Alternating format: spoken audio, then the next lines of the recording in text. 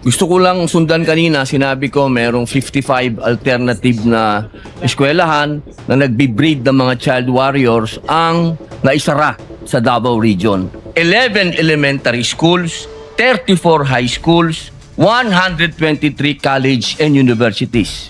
Doon din sa hearing na yon sinabi na meron 168 track student recruits remain active sa NPA.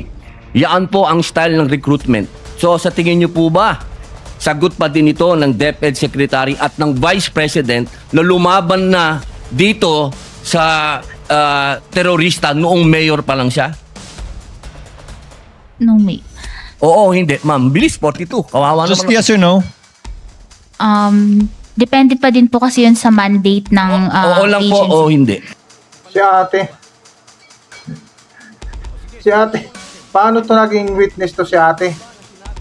Napakasimple ng tanong ni Senator Judge Robin Padilla. Hirap na hirap si ate. Oo, hindi lang yung sagot.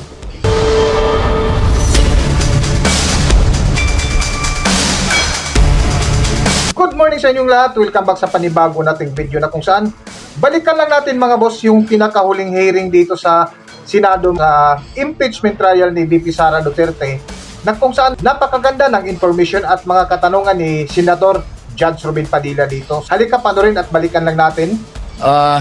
Sa ating pong saksi, kayo po ay taga Baguio? Yes po, Your Honor. Saan po kayo sa Baguio? Irisan po. Irisan, opo. Ako po yung taga Baguio din. Saan po kayo nag-graduate? Sa... St. Louis University po. Ay, alumnus po ako niyan. Sa Boys High po ako. Dahil po dyan, hindi ko na lang po kayo pahihirapan. Tayo na lang po maging magkababayan na lang sa Baguio. Gusto ko lamang pong magbigay ng impormasyon na lang sa inyo.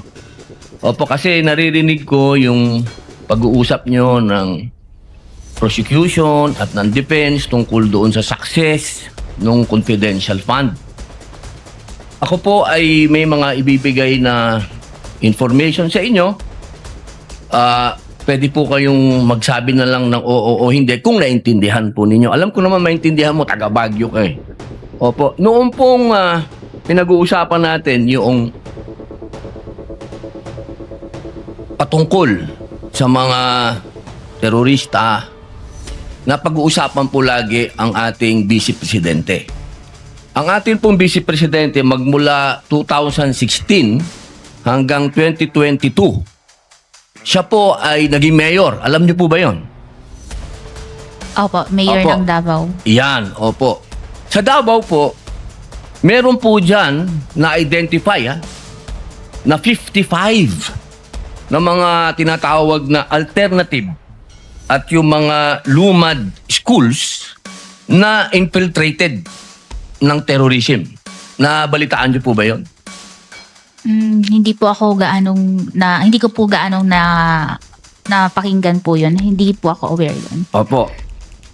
At alam niyo po ba rin na noong 2016 hanggang 2022 hanggang 2023, 12% po ng mga NPA rebels, surrenderies, were... Sa panahon na yan mga boss, simula 2016 hanggang 2022, nung nanunungkulan si VP Sara Duterte dito sa Davao City bilang mayor, napabalita mga boss na napakaraming recruitment school dito sa Davao City na kung saan ipinasara ni VP Sara Duterte mga boss.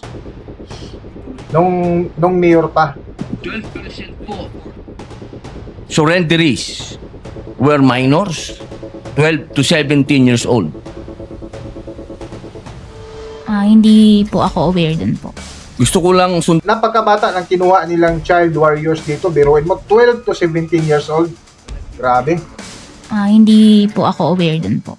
Gusto ko lang sundan kanina, sinabi ko merong 55 alternative na eskwelahan na nagbe-breed ng mga child warriors ang naisara sa Davao Region.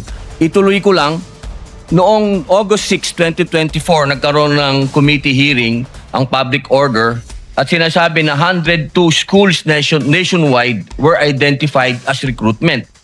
11 elementary schools, 34 high schools, 123 college and universities. Doon din sa hearing na yon sinabi na meron 168 track student recruits remain active sa NPA. Ngayon, tanong ko kay Ilian, hindi ba responsibilidad din ito ng Vice President at ng DepEd Secretary ang mga estudyante? Yung sa Napakasimpleng tanong ni Senador Padilla dito. Napakasimple ng tanong ni Senador Robin Padilla dito. Tapos nga. yung sa anong tawag dito sa college po. Yung DepEd po kasi is hanggang Sa high high school. school. Opo. Opo. Opo, yung binanggit ko po kasi kanina, 55 na alternative child recruits. 11 elementary schools. 34 high schools. Ibig pong sabihin, tuloy-tuloy po yun. Magmula elementary, paakyat hanggang college. Yan po ang style ng recruitment. So sa tingin niyo po ba, sagot pa din ito ng DepEd Secretary at ng Vice President na lumaban na dito sa terorista noong mayor pa lang siya? No, may. Oo, hindi. Ma'am, bilis, 42. Kawawa Just naman. yes or no? Depende pa din po kasi yun sa mandate ng Oo lang po agency. o hindi. Sa palagay niyo po ba? Grabe, no? Grabe. Napakasimpleng tanong ni Robin Padilla. Oo, hindi lang yung hinahanap ni Robin Padilla dito na sagot dito sa witness. My goodness. 216 to 218 ay 5.8 billion. Naghabol pa dito si Robin Padilla dahil ang dami sanang itanong niya dito. Kaso lang limitado yung oras nila eh. O sige, skip na po natin kung ayaw nyo sagutin. Alam niyo po ba na sinabi ng NICA, ng National Intelligence Coordinating Agency, na ang budget ng NPA 216 to 218 ay 5.8 billion? Yung sa, Oo po o hindi? Ma'am, please. ano, pwede pong pakiulit. Nasa kuha na to ha. Hindi alam kung magkano yung budget ng mga NPA. My goodness. Day, layas na layas na dyan. Kung wala kang alam.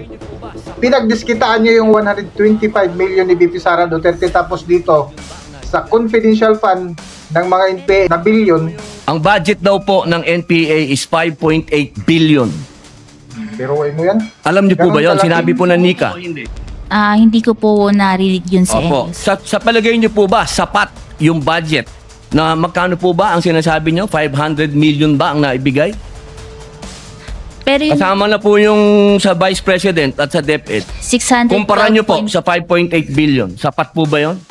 Pero kasi yung sa nabanggit po ng NICA is mako-cover na din po nila bilang isa sila sa mga agencies with. So alam niyo po yung sinabi ng NICA.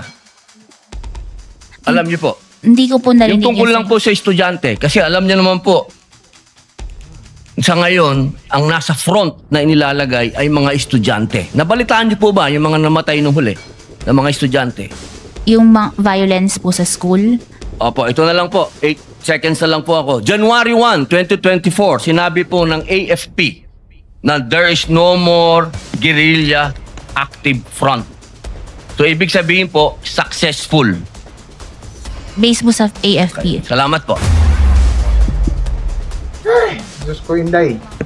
Nagwi-witnessan ka lang ata. Tapos kung tanungin ka ukol sa mga budget dito sa makaliwang grupo, nga. Tapos dito sa confidential fund ni BP Sara Duterte, alam na alam. So, ibig sabihin po, successful. Grabe. Salamat po. Talaga naman.